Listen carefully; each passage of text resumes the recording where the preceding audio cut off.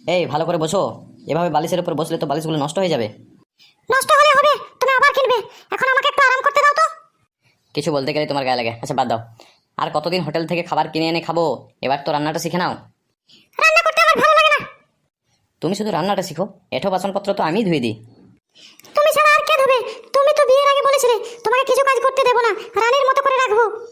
কিন্তু তোমাকেই তো রান্নাটা করতে হবে, তুমি আমার বউ। সব যুগে কি বউ দিয়ে রান্না করতে হবে, এটা কোথায় লেখা আছে? সব কি লেখায় থাকতে হবে? এটাই তো নিয়ম।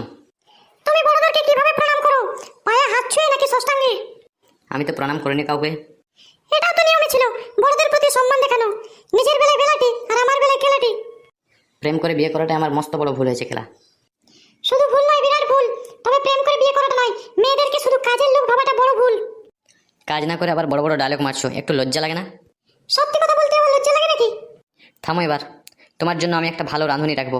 তাজ হোটেলের রাঁধুনিকে রাখলে হবে তো শোনা? এই হারামি, ব্যঙ্গ করে কথা বললে না মুড়ো ঝাঁটা দিয়ে পেটাবো। তুমি খেলা বউ নাকি বুড়িমা চকলেট বোমা? আচ্ছা একটা সত্যি কথা বলছি, রাগ করো না। সবসময় ফেসবুক ইনস্টাগ্রাম না করে রান্নাটা তো একটু শিখতে পারো। দেখো, ওটা তো আমি একটু বিনোদনের জন্য করি, জাস্ট টাইম পাস। তুমি তো জানো শোনা, সংসার সুখের হয় রমণীর গুণে। হ্যাঁ, যদি সে চুপচাপ বইয়ের কথা শোনে। ধুর, আমি এবার বাইরে যাব, একটু বিশুদ্ধ বাতাস খেয়ে আসি, মনটা একটু ভালো থাকবে। এই নদীর চরে ঠান্ডা বাতাস খেতে দারুণ লাগছে। আরে দারুণ লাগছে। তারপর বল, তোর দিন কেমন যাচ্ছে? ধুর, দিন আর কেমন যাবে? আমি তো আজ পর্যন্ত একটা মেয়েকেও পটাতে পারলাম না। ফেসবুকে অনেক মেয়ে বন্ধু পেয়ে যাবি, একটু সুন্দর সুন্দর করে কমেন্ট করবি, দেখবি কথা বলবে। ফেসবুকের মেয়ের প্রতি ভরসা উঠে গেছে। ফেসবুকের একটা মেয়েকে অনেক ভালো লাগতো। লাস্ট মেসেজ করেছিলাম, কি করছো সোনা? 3 বছর পর রিপ্লাই এসছে, ছেলেকে স্যারোলেক্স খাওয়াচ্ছি। ভাবা যায় কেলা? দেখ, সে এত বড় কাজে ব্যস্ত ছিল, তবু তোকে রিপ্লাই করেছে, সেটাই তোর বাপের নাম। তোর খবর বল, তুই এবার কি করবি? ভাবছি এবার পিঙ্কিকে বিয়ে করে নেব, কি বলিস?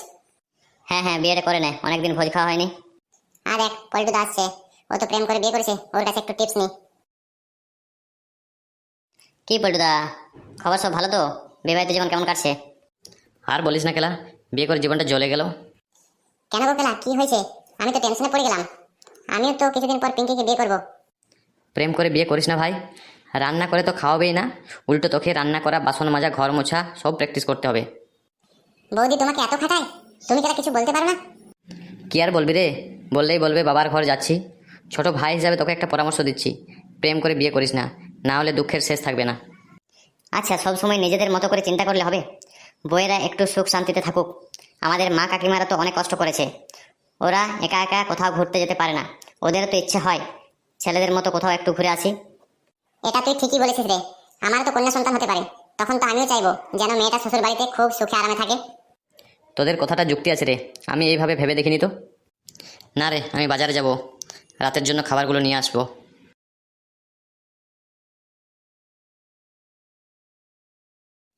যেসব ছেলেরা বা তার বাড়ির লোকজন মনে করে তার বাড়ির সমস্ত কাজ, রান্নাবান্না থেকে শুরু করে যাবতীয় কাজ তার বাড়ির বৌমা করবে, তাদেরকে কিছু কথা বলতে চাই এই সাচিবাবু। বাড়ির কাজ জানা বা শেখা খুবই ভালো, যাতে কখনো অসুবিধায় পড়তে না হয়। কিন্তু বিয়ে করলেই যে মেয়েটাকে রান্না শিখতেই হবে, এটা মোটেই বাধ্যতামূলক নয়। অনেক মেয়ে রান্না পারে না, তাই বলে দিও না খোটা। তবুও যারা কথা শোনায় তারা আসলেই মাথা মোটা। বাড়ির নতুন বউকে এতটাই ভালোবাসা দাও যাতে সে নিজে থেকে সব কাজ শিখতে চায়।